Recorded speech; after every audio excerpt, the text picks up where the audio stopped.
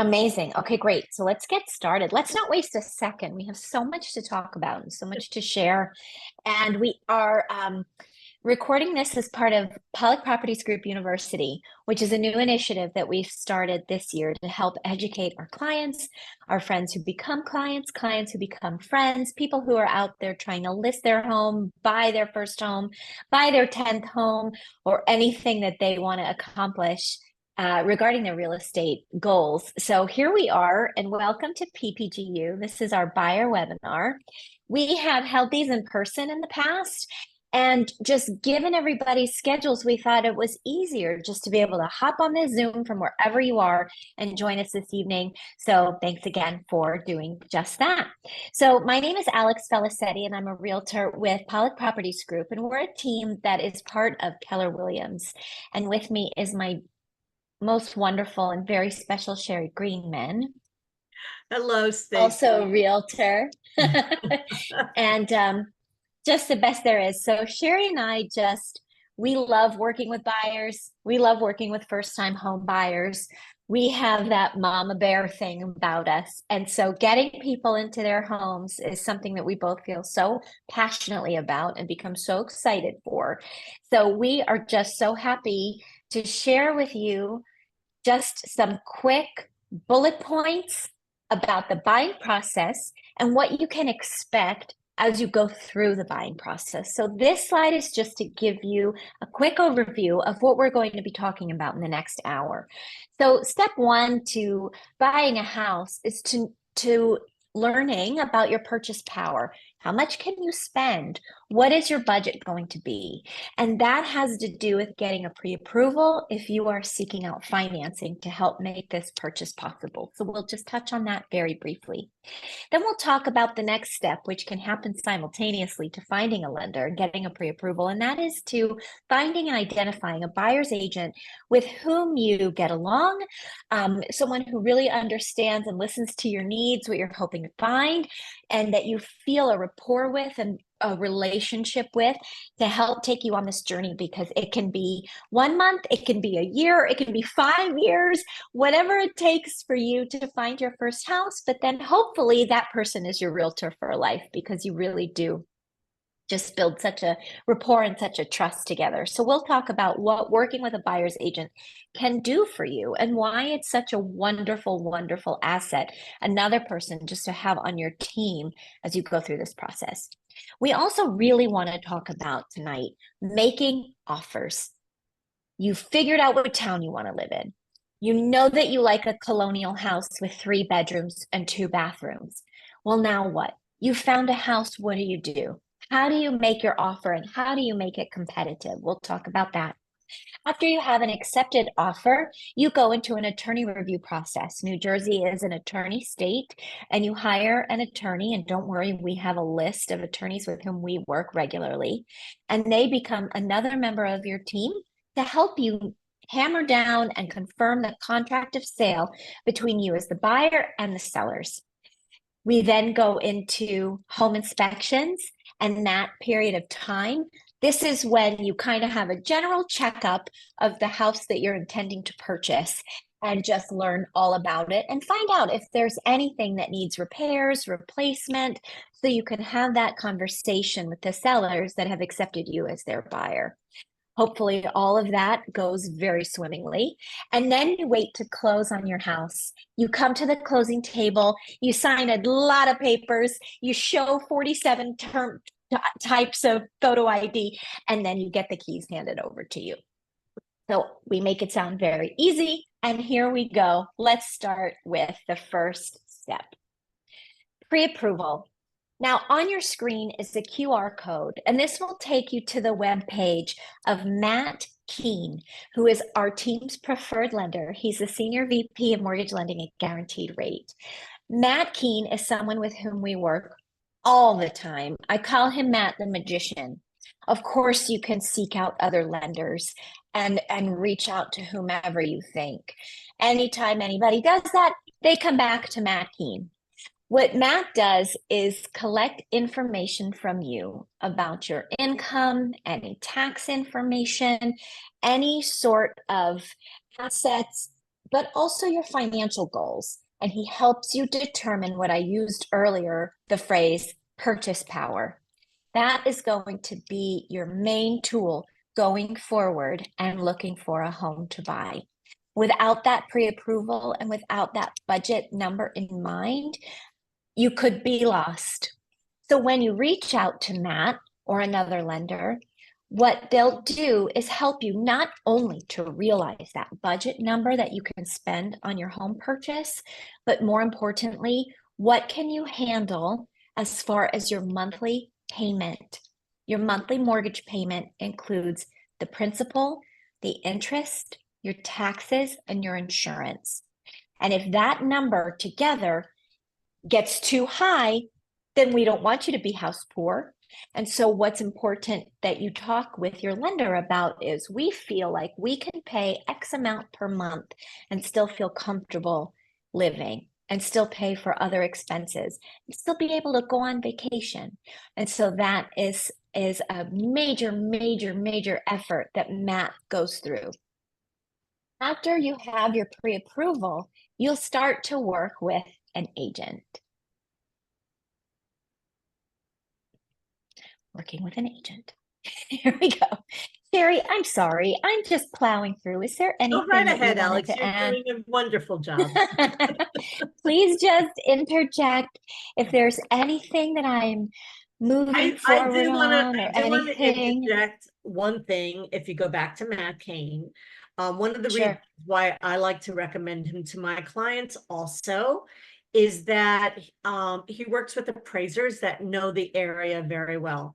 And Good point. sometimes when clients go to banks or like Chase or Bank of America, whatever it may be, they're not familiar with this area. And sometimes that could affect the appraisal, because one thing that happens once you do purchase a home is that that bank will then go out with an appraiser to look at the home to make sure that they're going to lend you the money that they feel the house is worth. So we've had such success with Matt because his appraisers understand the markets that we are in. So it's a great benefit. So I just wanted to throw that on in. Absolutely. Absolutely. In the meantime, admittedly, I just got a happy text, and this is what we wish for all of you. My clients just got their offer accepted on a house. So this is how it happens, folks. Stick with us.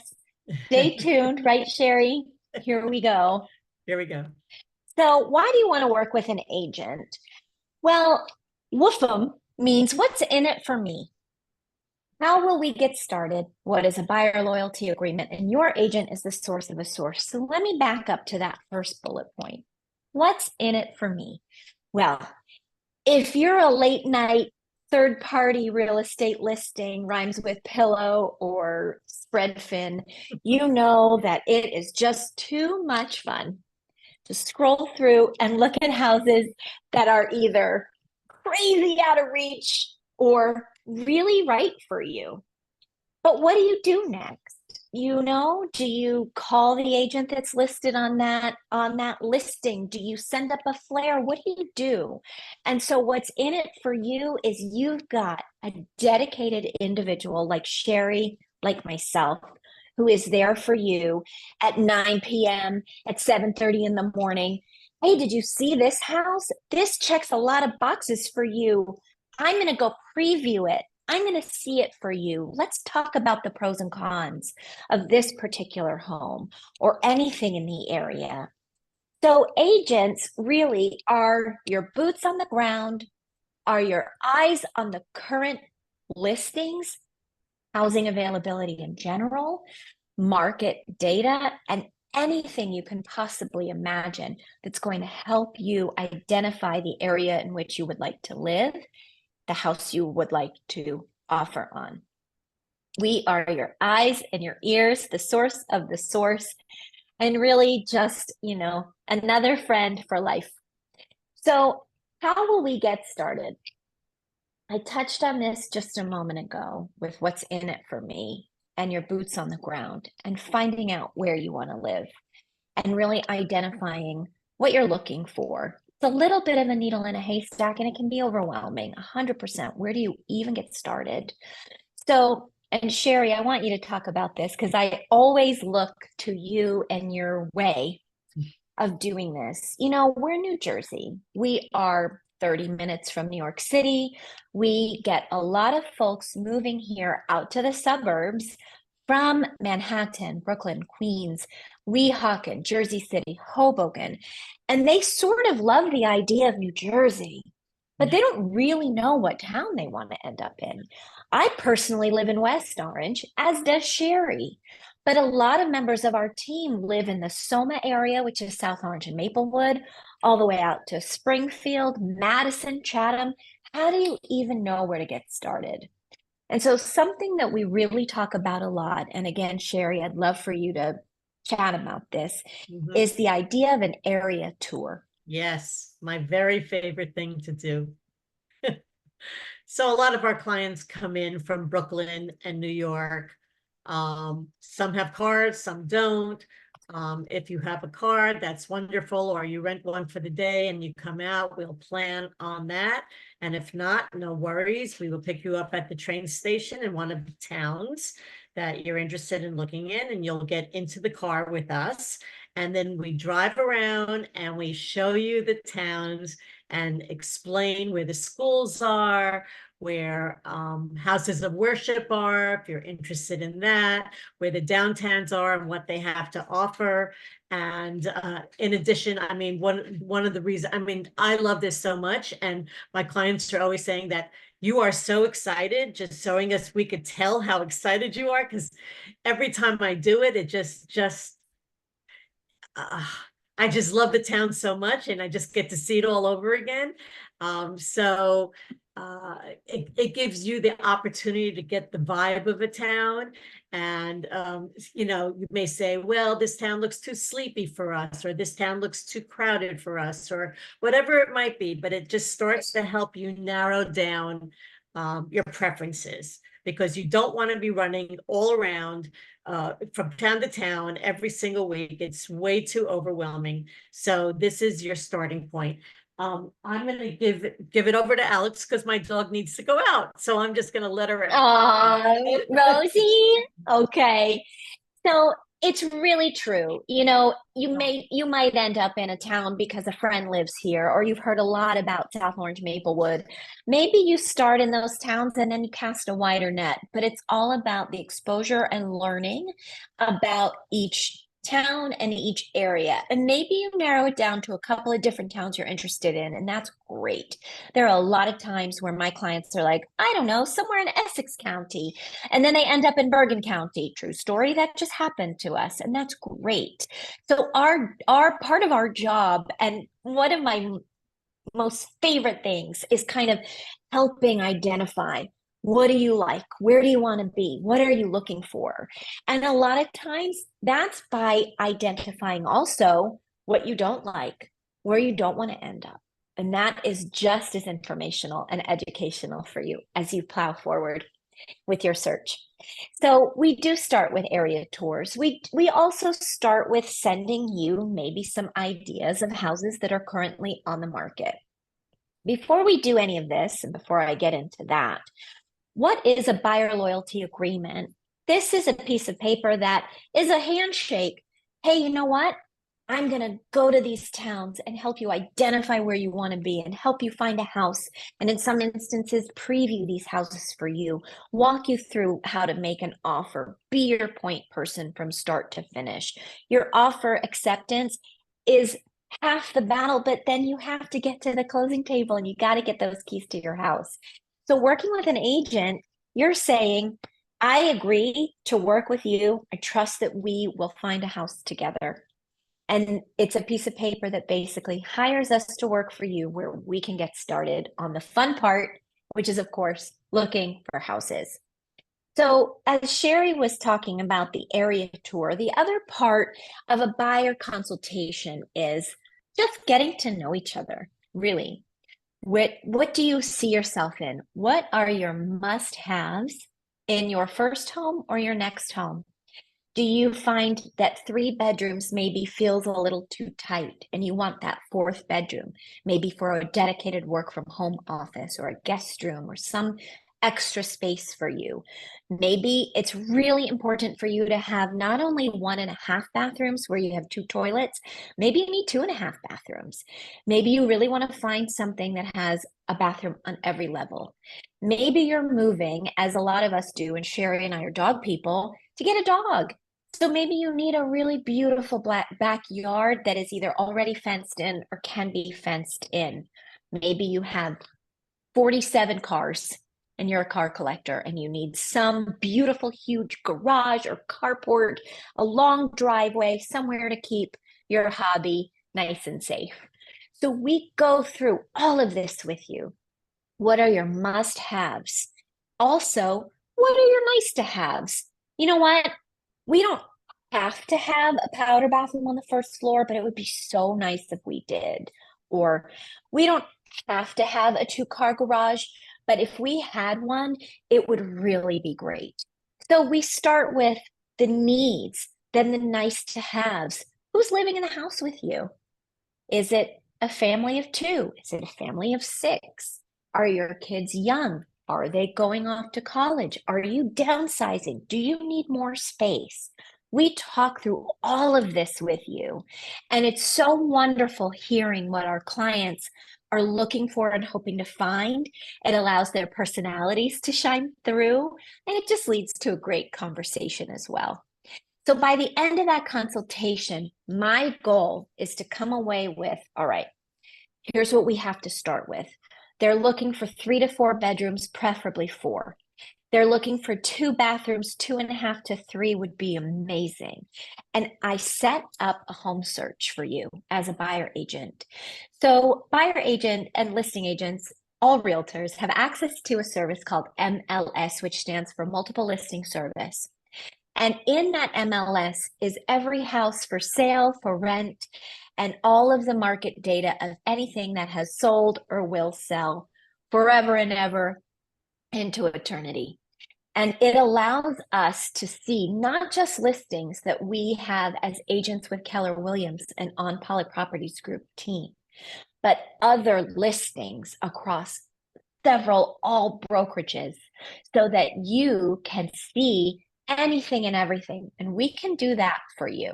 We can show you listings no matter who the listing agent is, because we represent you and we can help you get in to see any house that is listed and that you would like to see, that you're interested in.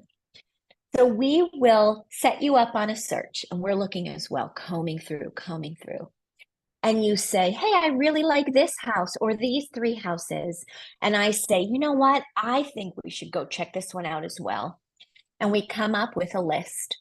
When you see houses, you've got some options how to do that. You can go just with you and your agent in what we call private showings. Those are set up directly with the listing agents and the sellers, usually using an app called Showing Time, where it's just an appointment booking service. Say on a Friday afternoon, you've got from 1 to 4 available, and you want to set up some private showings with your agent. We can do that. We will map out the way to cruise through the streets of whatever town, New Jersey, and we will schedule the times and we'll go look at all of those houses. And that's wonderful. It's like a guided tour through, Hollywood celebrity homes. Here we are, and here we are. Now, the other option is for you to go to open houses, say on a weekend, or your schedule really only allows you to go to an open house on a Saturday or a Sunday. That's great. You go to your open house and you sign in and you say, I'm working with Sheri Greenman from Poly Properties Group. And you get to walk around the house kind of like a museum. You can walk through, you can take your time, you're there with other folks. So you can take away whatever you'd like. And then we do a recap, whether we're together or not. And we look through pros and cons. We love this house, we didn't love this house, and so on. And ultimately, you're working toward deciding whether or not you're going to make an offer on a house. That's the goal. So your agent is the source of the source. We'll come back to that. Basically, that means we can help you with whatever you need. Do you need an electrician? Do you need a landscaper? Do you need a babysitter? We're always there for you. Let's move on now to making offers. So let's say you've gone through all of those steps and you're able to make an offer on a house and you're really feeling like this is the one. We will talk to you all about what goes into an offer. Right now on your screen, you're seeing, let's talk about guidelines. Offer guidelines are issued by the listing agent and the sellers when there's enough interest in a home across a couple of different agents representing buyers to warrant an offer deadline. Sometimes if a house doesn't have a lot of interest, or maybe just one buyer comes forward, then you can submit your offer anytime, sooner is better, and you can correspond back and forth with the seller until you come to an accepted offer. That is such a lovely thought. Lately, in this market of the moment, which is so busy in a seller's market with a lot of demand, we are seeing more and more offer guidelines being issued and deadlines for offers being set. What goes into your offer, no matter if it's via a deadline or just an offer, throwing your hat in the ring, there are all of these items that make up your offer. So let's start with show me the money. Yes, the offer price matters. It absolutely does. The way you arrive at the offer price is also going to be a time when you work very, very closely with your buyer's agent, and what they can do for you is unbelievable. It is math, it is science, but it's also feeling. We can show you data. We can pull all the comparable sales in the area for houses that are similar to the one that you are interested in. And then we say, what does this house mean to you? What do you feel is your strongest offer, best foot forward that you can do in this case?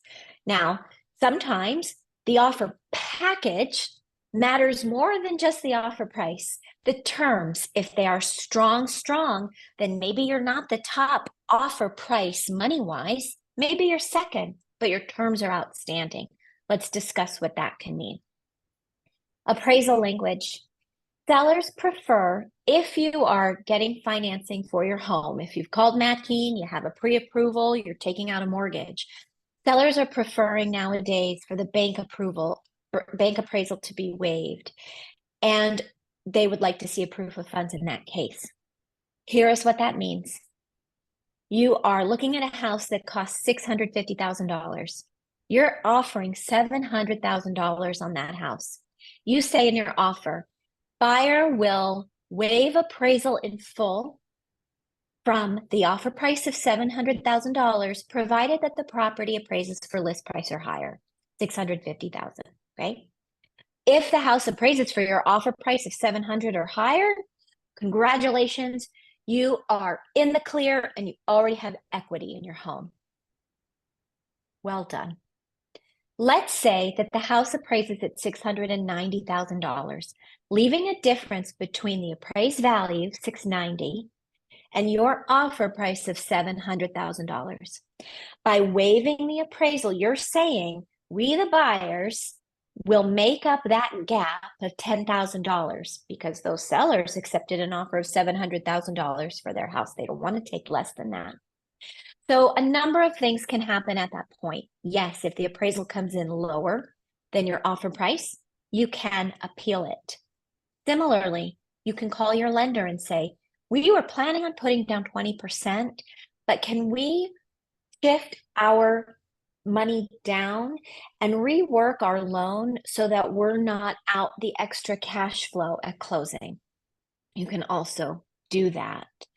But the idea is that the sellers are gaining peace of mind. Okay, think about it from a seller's point of view. They've just prepped their house, listed their house, opened it to the general public. They've accepted an offer. Oh, they don't want to have to go back and do that again. So by waiving the appraisal or a portion of it, by putting a ceiling on what you would cover, gives the sellers peace of mind. Let me pull on that thread for one moment. You don't have to waive anything. You can waive it in full between your offer price and the list price, or the offer price and the appraised value. And you can also put a ceiling on the amount. So let's use my numbers from earlier. The house is listed at $650,000. Your offer is $700,000. Okay, between your offer price and list price is $50,000. Wow, okay, that's monopoly money, yes? So you say, well, okay, we could bridge up to a gap of $10,000 should there be one. And that's fine. That's what we write in to your offer for appraisal language. Sheri, is there anything you'd like to add to that? I think that was pretty fabulous. Okay, good. It's clear as mud. It's definitely something It's that clear as as you mud. make your offer, Sometimes you'll there review are, it. I'm sorry. Sometimes there are little nuances to that where in a very competitive offer on a home, you could waive the full appraisal, not to the offer, not to the list price, but just waive it in general, so that even if it appraises below the list price, you still will bring in the money that needs to bridge the gap. Right, right. And every time I find this is the number one question from my clients when we are creating an offer and putting it together. Let's refresh. What does this mean? What is our risk? You know, how do we assess that and what can we do?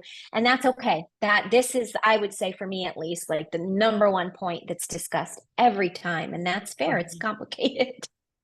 If you do have financing, a mortgage commitment would be due as soon as possible. That is the step right after your pre-approval. That is everything. Your loan has gone through underwriting. The bank has said, yes, we will help this person buy their house. It's another letter saying to the sellers, check this off the list for their peace of mind. We're going to make it to the closing table. We are financing this for the buyers. Sometimes a buyer might not be able to get that financing. If that happens, the buyer is able to walk away from the contract. Let's move on to deposit and inspections and the timing of those things. When you make an offer, it's structured in 47,000 potential different ways. But the main idea is that after your offer acceptance and attorney review has concluded, you now as a buyer have to put down your first deposit payment. This payment is made by a bank check or wire transfer, and it goes into an escrow account that is opened by and held by the seller's attorney. So you make that deposit. It is whatever percentage you and your agent have decided upon. For the sake of round numbers, let's say you're putting down 20%. Your first deposit usually totals 10% of your offer price. You make that payment within 3 days post attorney review. Sometimes it can be 5 days post attorney review, and we move on. The next step has to do with booking your inspections. Sometimes in the offer guidelines, the sellers and the listing agent will require that your first deposit hits the seller's escrow account, the seller's attorney's escrow account before you can carry on with your inspection timing. I'm seeing that more and more. Sheri, are you? Yes. They want to make sure they have that deposit before they give you the go-ahead to schedule your inspections. Your inspections are also on a timeline. As part of your offer, you say, we will have inspections within 7 days post-attorney review. We will have inspections within 10 days post-attorney review. And so it is just, then you're on a schedule, you're meeting deadlines, and don't be afraid. You've got this whole team now. We have your agent, we have your lender, we have your attorney, and now we're going to add home inspectors to your team. Home inspections are to be completed and any requests returned within 7 days upon completion of attorney review. This is a standard window. What happens now, after you're out of attorney review and officially under contract, you've made that first deposit payment into the seller's attorney's escrow account, and now you're booking your home inspections. We have a list of home inspectors with whom we work often, and they are all wonderful. You can't go wrong. You, however, as the buyer, are responsible for identifying the home inspector you'd like to work with, booking them into a date that works for you, for your buyer's agent, and for the sellers to get into the home to do the general inspection, including radon reading in the basement, termite inspection, as well wood destroying insects, in addition to the general home inspection. We also recommend an oil tank sweep and a sewer scope inspection. Luckily, most of the time, all of that can happen at once. Oh my gosh, it is great. Everybody's coming to the house, they all have a job to do. And your job that day is to follow the inspector around and learn about your house. Alex, we have As a home inspector. question.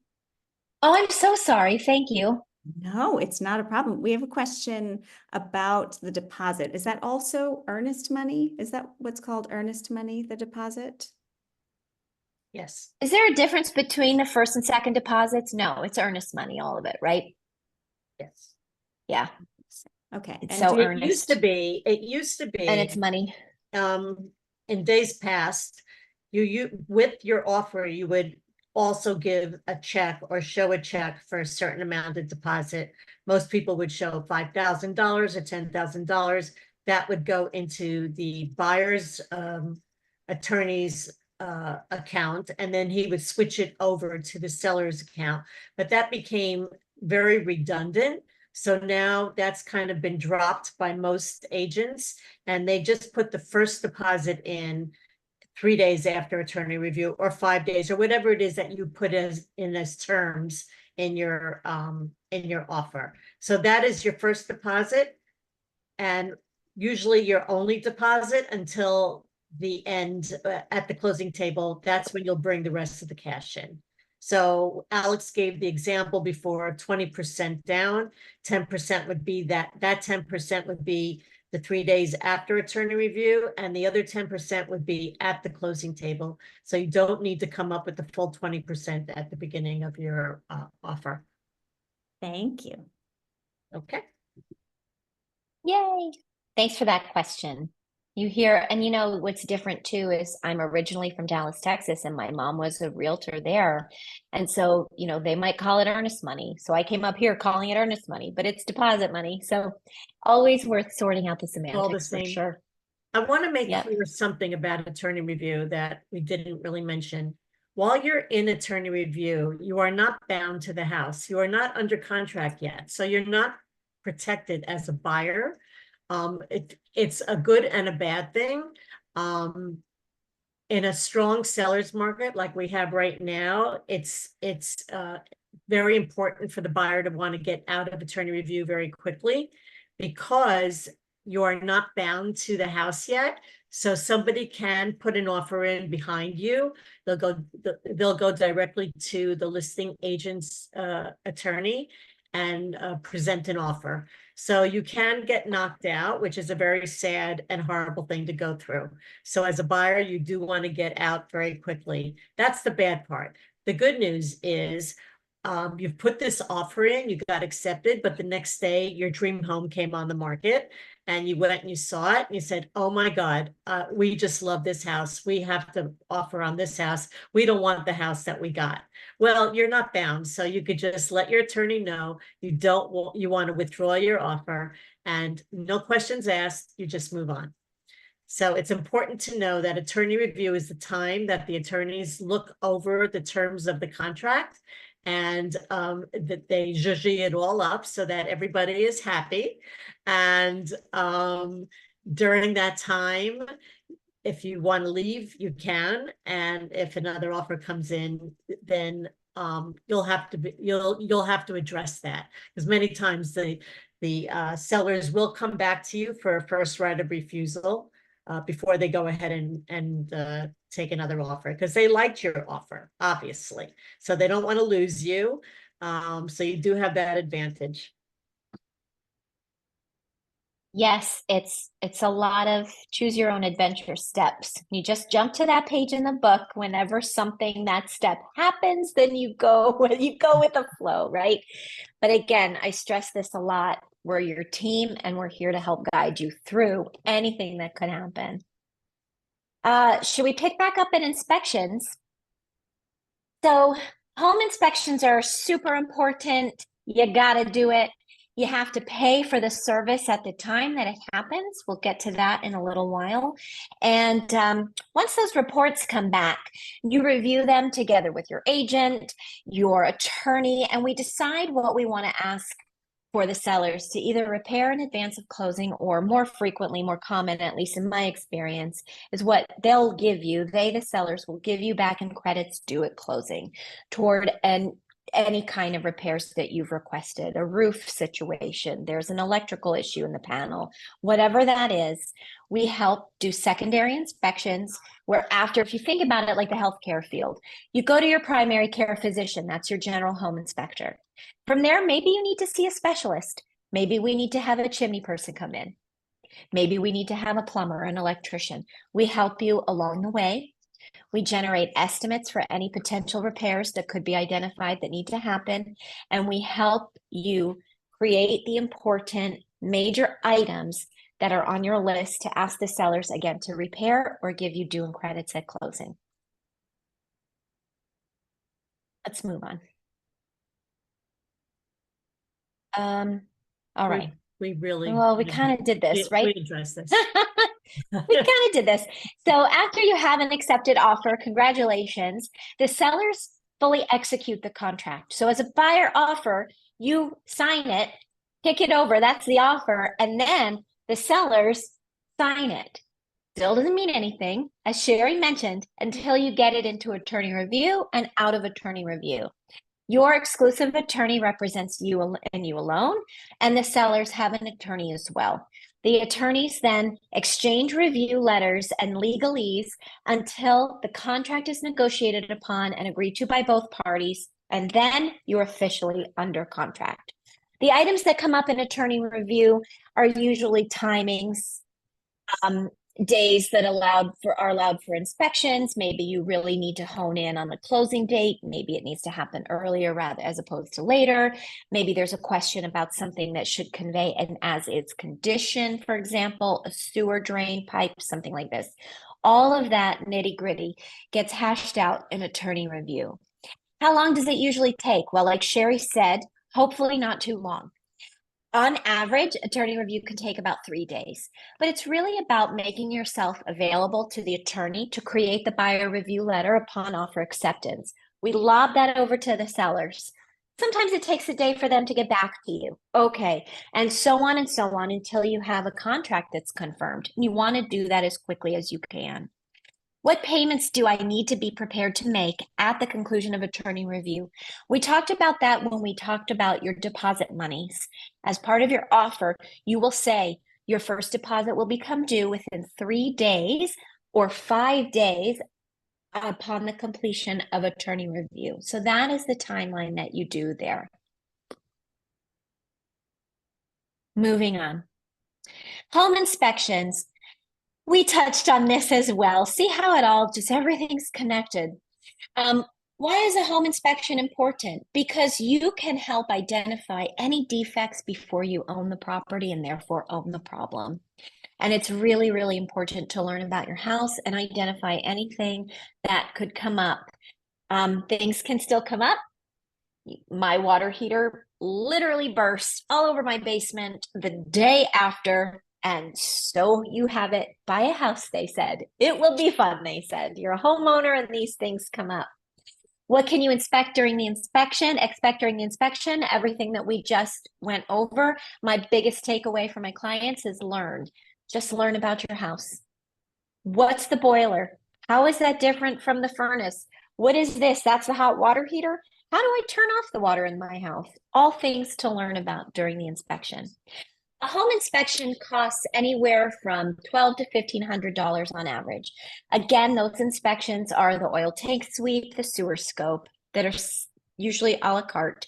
The general inspection, which includes a termite sweep, a radon reading, which is a natural gas that some basements in New Jersey register. Mediated before you buy your house. Can you still hear me? You're breaking up a little bit, Alex. Can you hear me? Yes. I can't hear you. Something happened. I'm so sorry. Hang on one second. I am going to keep talking if you can hear me, but I can't hear you. can. Sheri, will you say something? Yes. Can you hear me? I can hear you. Okay. Thank you so much. Sorry, everybody. What do you do with your report? Well, you can frame it and hang it up in your bathroom or your kitchen.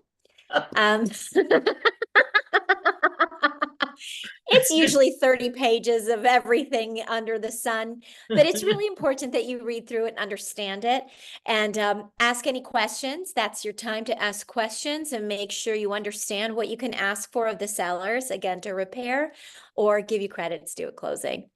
How and when do I pay for the inspection services? You pay for the inspection services at the time of inspection. So your offer's accepted. You go through attorney review. You pay your first payment, your deposit. The next thing you pay for, and this is just for cash flow ideas, because again, you're like, how much money? Again, okay, here you go. You pay the home inspector at the time of service, and then you don't pay anything else until the closing table. Not even attorney fees, not even lender fees, nothing else until the closing table. So I always make sure my clients can plan for that cash flow. Oh, what a great segue. Right to closing costs. This is what you can expect to pay on the day that you close. It is such a wonderful day. You'll have a walkthrough of the house, a final walkthrough to make sure everything is broom clean, that if there were any repairs promised, that they have happened, that the heating works, that the air conditioning works, that you have the keys to the house, and you make sure everything is as expected before you go to the closing table. Now, in addition to your bank check that you bring to closing, you'll also have your IDs ready for you. All of this is reviewed before, of course. And you discover your closing costs to the penny when you get your closing disclosure, usually the day, 2-3 days before you close. In that closing disclosure, it's like an itemized breakdown invoice for everything that you will pay on that day of closing. Here in this list on your screen, you will see approximate costs that are subject to change, of course. However, here's what you can typically plan on. As I mentioned, this is the time that you pay your attorney. You don't pay them separately. It's wrapped up into your closing cost check. You'll have a mortgage lender fee of somewhere between 0 and 1% of your loan amount, right? Yes. You'll pay your taxes 1 quarterly payment in advance. You have to have homeowners insurance, definitely 100% to get your mortgage. You have title insurance and fees that are broken down, $10 here, $35 there, $67 there, whatever. You got to pay it. It's worth every penny. You've got a $550 appraisal fee for the appraiser that has come to your house to help determine the market value of the house to confirm that the bank will loan you the money to purchase said house. If you're making a cash purchase, that doesn't apply. $1,000 for your survey. Your survey is the cool treasure map looking blueprint of your house and your property and the surroundings. It's how you can confirm whose fence that belongs to, what retaining wall, is that on my property or not? You will do a survey. You will also have an option to drop corner markers in a survey for an additional cost. That comes in handy if you want to build a fence, if there's no fence and you have a dog in your future. Recording fees at $330. That's title recording with the town. Credit report and a flood fee. Total all of that up. Add it to the rest of your deposit that makes up the total percentage you're putting down and not financing. And that equals your closing costs that you bring to the table. Alex, we had a question about surveys. Yep. What if there already is a survey? If the owner, Save the money. Yes. It Then depends, it depends on when the survey was done. okay, if there have been If any they've been in the major house for 30 changes. years, they're gonna want a new survey. okay. Thank you. That's a very, very good question. I have been in situations where a survey did exist and my clients decided to have their very own created. So, fine. Yeah. Any other questions here? Or should I go on? This is my favorite part before we can take different questions. But when you buy or sell with Pollock Properties Group, we make a donation to a charity or an organization of your choice in lieu of a bottle of champagne or an otherwise festive closing gift. Part of our Vanessa Pollock's mission when she founded and created our mission of our team to care, serve, and give is to care for our clients, our friends, our family, our community, to give them the best possible service, and then to give back. And there are many ways in which you can do that. And that's always my favorite part, is finding out who my clients would like to ask that our team makes the donation to at the end of their transaction with us, at the end of their closing. So with that, Sheri, do you want to go back to anything, and or should we answer any questions that have Let's come up? answer any questions that you might have. Yeah. All right, we have a question about the appraisal. When Good you one. waive the appraisal, that doesn't mean they don't have to do the appraisal, correct? That's correct. Oops, sorry. That's correct. The appraisal is going to happen as long as you're getting financing and you have a mortgage and you're working with a lender. The bank needs to determine the value of the home. Waiving the appraisal doesn't mean it's not going to happen. Waiving the appraisal could mean, or does mean, that no matter the outcome, no matter the value the bank puts on your house, you're going to pay for the house to the tune of your offer price.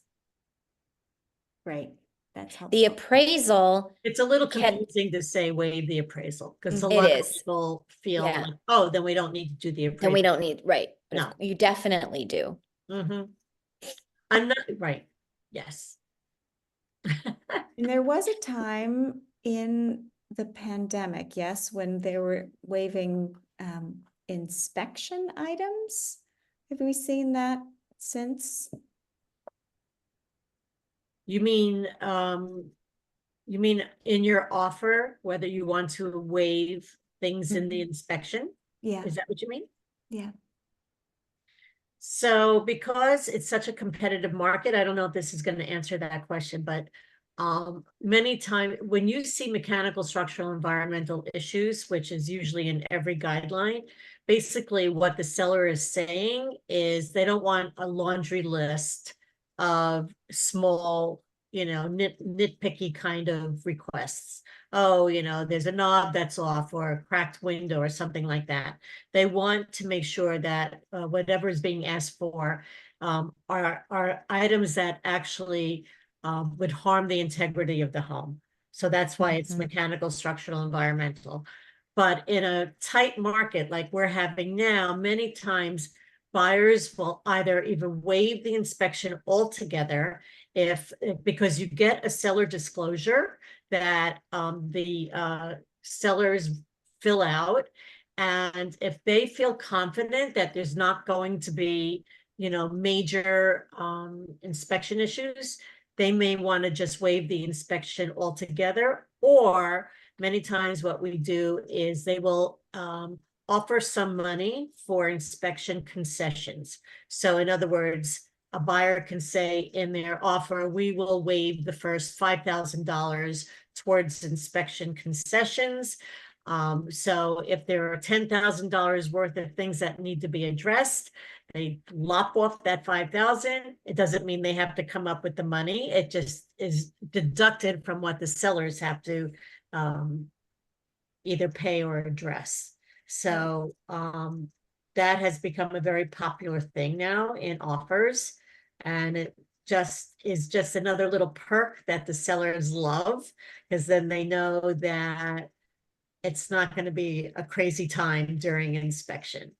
Does that put it into the better or best category for offers? Ooh, for yeah. offers? Oh, yes. Mhm. The best category is to offer money towards inspection issues. Awesome. So actually we, Or to waive the inspection. I think the best is to waive the inspection. The better is to offer money. And a regular offer would be you don't offer anything. right, in a Yeah. good, better, and best offer. Yeah. We have one other question.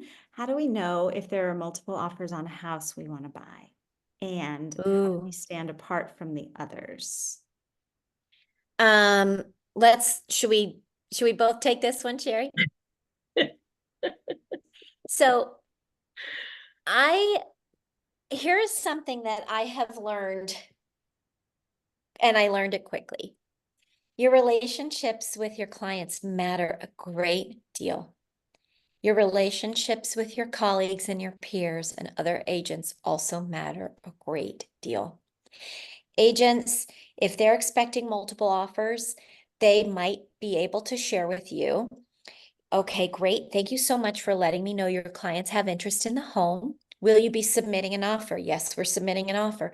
Great. Can you tell me how many you might be expecting at this time? Well, we don't have anything in hand quite yet, but there are 3 or 4 other agents asking. We might have about 3 or 4 total offers. So yes, you can find that out. There is something that I really like to say though is, okay, that's fine. Put your blinders on. You got to swim this race by yourself. You can't pay attention to what else is going on in the other lanes. You can only make your best offer, put your best foot forward, take into consideration all the data and the numbers, your conversations with your agent, your team, and then what do you feel about this house and how much do you want it? And you put your offer in. But yes, sometimes we will know. Sometimes there are 56 offers and sometimes there are 2. And so you never know. The other thing is too, in this market, an agent could say, I think I'm going to get about 6. And then you're like, okay, cool, that's great. And then they call you later and say, well, your clients didn't get the house. We ended up with, 16 offers. And you're like, oh my goodness, because just people come out of the woodwork and somebody that you didn't think was interested is, and they end up making an offer. So it's not a perfect science. Nobody has a crystal ball, unfortunately. So again, that's why it's good to know and continue to perform your best. I'm just going to interject one thing here. And you touched on it before, Alex, that it's very important to have good communication with other agents and goodwill, because many times you end up knowing more than you should know because of their relationship with you. They may tell you more than they might tell somebody who's not a stranger. Or if it comes down to you and maybe somebody else with very similar terms, they know that you will get them to the closing table. It will be a nice deal. It will not be contentious, and they will go more with the agent that they trust than with a strange agent. So that's why it's very important to use an agent that is well connected in, and has great relationships in the communities. And thankfully, our team does.